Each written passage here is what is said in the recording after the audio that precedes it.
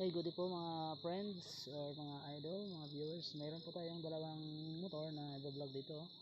So, kukuha natin sila ng video. Kaya, naisipan ko lang pa mga guys kasi may napansin lang talaga ako sa kanilang dalawa na may pinagkaiba sila ng design ng kanilang mga makina. Ayan guys, silipin natin.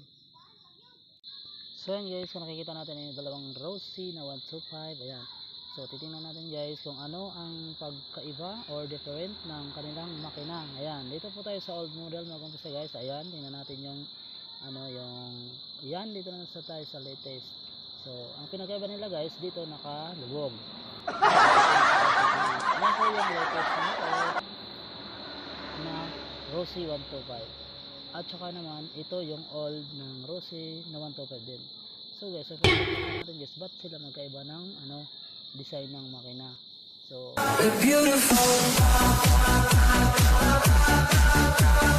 nakikita naman natin mga guys. Tapos yung isa pang different nila guys, yung air anong tawag doon, yung air cooler ba yan? Ayan, lapitan muna natin sandali guys. Yan, yung air cooler ba yan ang tawag? Basta air cooler yata. Rossi na 125 at dito po yan sa old model, dito po sa latest. Ayan, so ayan guys, yun yung pinagkaiba nila guys ng kanilang air cleaner, sorry po, air cooler. So ayan guys, parehas talaga sila Rossi na 125. Pinagkaiba lang nila guys, ito yung kabila na naman ulit ng makina niya guys. Dito po sa latest, ganoon din guys yung pinagkaiba nila. So yun po ang napansin natin guys, kaya na-vlog natin tong dalawang motor na naka-parking.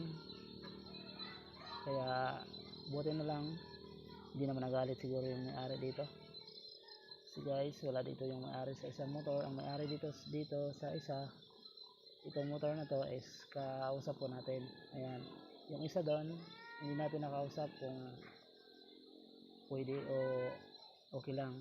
Pero palagi ko mga guys, okay lang naman siguro kasi wala naman tayong ginalaw dyan. Tinignan lang naman natin. Pinagkaiba ng dalawang motor na ito kay Rossi.